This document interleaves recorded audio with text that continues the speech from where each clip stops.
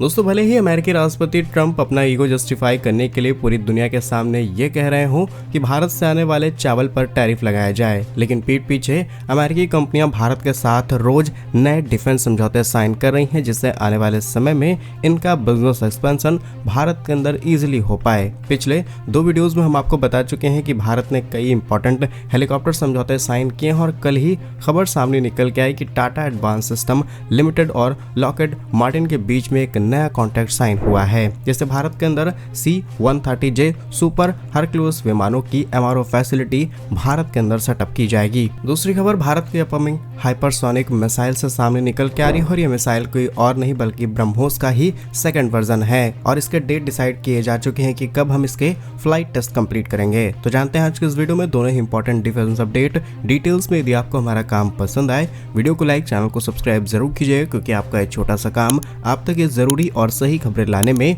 हमारी बड़ी मदद करता है। तो सबसे पहले भारत और अमेरिका से आ रही अपडेट की बात की जाए तो रिसेंटली अमेरिकी राष्ट्रपति ट्रंप ने पूरी दुनिया के सामने ये कहा है कि भारत से जो भी चावल अमेरिका में एक्सपोर्ट हो रहा है उस पर नए टैरिफ लगा दिए जाएं। अब ट्रंप अपना ईगो सेटिस्फाई करने के लिए पूरी दुनिया के सामने ये स्टेटमेंट्स दे रहे हैं, लेकिन ट्रंप के ही पीठ पीछे भारत रोज नए डिफेंस समझौते अमेरिका के साथ कर रहा है और प्रॉपर एविडेंस के साथ हम वीडियोस में सारी चीजें कवर करते हुए आपको इन्फॉर्मेशन दे रहे हैं। लेकिन कल ही खबर सामने निकल के आई कि टाटा के साथ एक और नई इंपॉर्टेंट समझौता साइन किया गया है, जिसमें भारतीय company Tata advance system limited और अमेरिका की कंपनी लॉकहीड मार्टिन ने एक नई कॉन्ट्रैक्ट साइन किया है। इस कॉन्ट्रैक्ट के तहत भारत के अंदर एक फैसिलिटी यानी कि प्लांट को सेटअप किया जाएगा, जो कि होगा C-130J सुपर हरक्यूलिस विमान, जो कि एक तरीके का बड़ा ट्रांसपोर्ट विमान है और यह MRO फैसिलिटी होगी मेंटेनेंस, रिपेयर एंड ओवरऑल। ये सेंटर भारत के अंदर सेटअप किया जाएगा। एग्जैक्टली ये डिटेल सामने नहीं आई है कि किस जगह पर इस प्लांट को सेटअप किया जाना है, लेकिन बताया गया है कि जो प्लांट सेटअप किया जाएगा ये सिर्फ भारतीय वायुसेना के लिए उपयुक्त नहीं बल्कि एशिया प्रशांत के दूसरे देशों के लिए भी इम्पोर्टेंट होगा। आपको बता दें कि एशिया के अंदर कई देश है जो कि C-130J का इस्तेमाल करते हैं, लेकिन जब भी उन्हें MRO की जरूरत पड़ती है तब उन्हें अमेरिका भेजना पड़ता है या फिर किसी ऐसे देश के पास जहां पर छोटे मोटे प्लांट्स एग्जिस्ट करते हो। लेकिन आज भारत के पास वो कैपेसिटी है, भारत के पास वो एडवांसमेंट है कि हम ऐसे प्लांट्स भारत के अंदर सेटअप करते हुए दूसरे देशों को सर्विस दे सकते हैं। और ये आइडिया अमेरिका का शायद खुद का नहीं बल्कि इन्हें फ्रांस से आया है। कैसे, आगे आपको बताते हैं। इस कॉन्ट्रैक्ट में साफ कहा गया है कि एशिया के कई देश जो कि इस विमान का इस्तेमाल कर रहे हैं वो भी विमान भारत में ला करके उनकी रिपेयरिंग, उनकी मेंटेनेंस सब कुछ करवा सकते हैं। अब ये आइडिया फ्रांस का कैसे है, क्योंकि 1 साल पहले फ्रांस की कंपनी दसॉल्ट एविएशन जो कि रफाल बनाने का काम करती है, इन्होंने टाटा के साथ पार्टनरशिप की। इन्होंने कहा कि उत्तर प्रदेश के अंदर एक नया प्लांट सेटअप किया जाएगा जहां पर रफाल की MRO होगी। अब राफेल भी आज के समय एक बहुत पॉपुलर विमान है जो कि दुनिया के बहुत सारे देश इस्तेमाल कर रहे हैं। रिसेंटली फ्रांस को 550 से भी ज्यादा राफेल के ऑर्डर रिसीव हुए हैं, जिनमें से 250 राफेल डिलीवर करने हैं। लेकिन फ्रांस का क्लियर कहना है कि जो भी प्लांट सेटअप किए जाएंगे, फिर चाहे वो प्रोडक्शन के हो या फिर असेंबल करने के, इवन अगर हम उसकी MRO फैसिलिटीज भी सेटअप करेंगे तो वो सिर्फ और सिर्फ फ्रांस के अंदर की जाएंगी। लेकिन कुछ दिनों पहले उन्होंने अपना स्टेटमेंट चेंज किया और कहा कि अब आउटसाइड कुछ प्लांट सेटअप किए जाने हैं जो कि हम फिलहाल के लिए रिस्क पर नहीं लेना चाहते, इसलिए भारत के अंदर सेटअप कर रहे हैं। मे बी आगे चल के कई और देशों के अंदर अपने प्लांट सेटअप कर सकते हैं, बट करंटली भारत और फ्रांस ही हैं जहां पर डसॉल्ट एविएशन के इस तरीके के प्लांट एग्जिस्ट करेंगे। अब जल्द ही उस प्लांट पर भी काम शुरू हो जाएगा, जिससे अमेरिका और फ्रांस दोनों के ही ये बड़े प्लेयर्स भारत के अंदर काम करेंगे और दुनिया भर में जहां पर भी इन्होंने अपने विमान बेचे हैं वो भारत लैंड करेंगे और फिर यहाँ पर उनके MROs की जाएगी। अब इन MRO सेंटर्स के अंदर क्या होता है जरा इसे समझते हैं। तो विमान की पूरी बॉडी की मेंटेनेंस की जाएगी, इंजन को पूरी तरीके से फिट किया जाएगा, उसमें जितने भी पार्ट्स ठीक नहीं है उन्हें रिप्लेस किया जाएगा। एवियोनिक्स हथियार सिस्टम को इंटीग्रेट करने की पूरी ओवरऑल फैसिलिटी यहाँ पर शामिल होगी। पुराने हिस्सों को नए हिस्सों के साथ अपग्रेड किया जाएगा।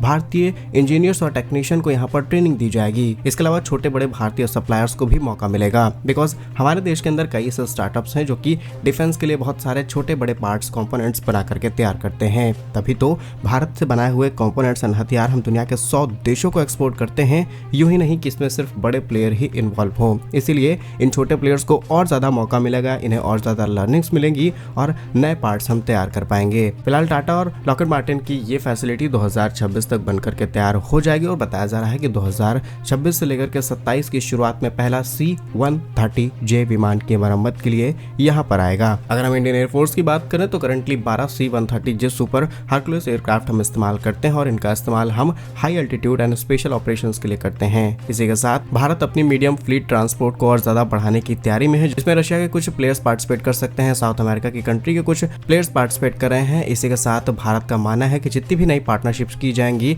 मीडियम ट्रांसपोर्ट एयरक्राफ्ट के लिए, इसे हम मेक इन इंडिया के साथ जोड़ेंगे, यानी कि को डेवलपमेंट शामिल होगा, तभी भारत के अंदर कंपनी अपने विमान बेच पाएंगे, अदरवाइज नो। फिलहाल भारत और अमेरिका के बीच हुई इस डील के बाद जब लॉकहीड मार्टिन के सीईओ फ्रैंक सेंट से बातचीत की गई, तब उन्होंने कहा कि भारत और हमारा 70 साल पुराना रिश्ता है। यह हमारा सेंटर भारत में दुनिया की सबसे अच्छी सर्विस देगा। इससे भारतीय वायुसेना के विमान हमेशा तैयार रहेंगे और दूसरे देश भी फायदा उठा सकेंगे। साथ ही टाटा एडवांस सिस्टम के सीईओ सुकरण सिंह ने कहा कि यह सिर्फ फैक्ट्री नहीं बल्कि यह आत्मनिर्भरता की नई मिसाल है, जहां हजारों नौकरियां आएंगी, एक स्किल आएगा और भारत एशिया का सबसे बड़ा C-130J रिपेयर करने वाला हब बन जाएगा। और एक खबर इसीलिए बड़ी बन जाती है क्योंकि अब भारत को अपने ये विमान मरम्मत के लिए अमेरिका नहीं भेजने पड़ेंगे। समय और पैसा दोनों बचेगा। भारतीय वायुसेना का फाइट मोड हमेशा तैयार जोन में रहेगा और मे भी अमेरिका की इसके पीछे चाल हो सकती है। अमेरिका ये प्लांट भारत में सेटअप करने के बाद भारत को और ज्यादा विमान बेचने के लिए पुश करे। फिलहाल भारत के लिए कोई बुरा विमान नहीं बल्कि एक बहुत ही एडवांस विमान है, क्योंकि पहाड़ों से लेकर के समुद्र तक हर तरीके से ऑपरेशन इसका इस्तेमाल करके हुए किया जा सकता है। नेक्स्ट इंपॉर्टेंट अपडेट, भारत के एडवांस मिसाइल ब्रह्मोस 2 से सामने निकल के आ रही है, जहां पर कुछ इंटरनल रिपोर्ट्स और रूस की कंपनीज के साथ पार्टनरशिप और बातचीत के बाद पता चला कि कब नई ब्रह्मोस मिसाइल आने वाली है। अभी आप सोच करके देखिए कि जो एग्जिस्टिंग ब्रह्मोस है इसने पूरी दुनिया में तबाही मचा रखी है और ब्रह्मोस 2 तो पूरी दुनिया को हिलाने वाली है। रिपोर्ट्स के मुताबिक 28 में भारत इसके मिसाइल टेस्ट को शुरू करेगा, जिसके अंदर हम स्क्रैमजेट प्रोपल्सन का इस्तेमाल करेंगे ताकि इसकी स्पीड 8 मैक तक इजीली अचीव की जा सके और यह मिसाइल हाइपरसोनिक के कैटेगरीज में शामिल होगी। बातचीत यह है कि ब्रह्मोस 2 के लिए भारत के डीआरडीओ और रूस की एनपीओ के बीच बातचीत चल रही है। इसमें जॉइंट वेंचर को नेक्स्ट जनरेशन वर्जन के लिए तैयार किया जाएगा, जिसमें स्क्रैमजेट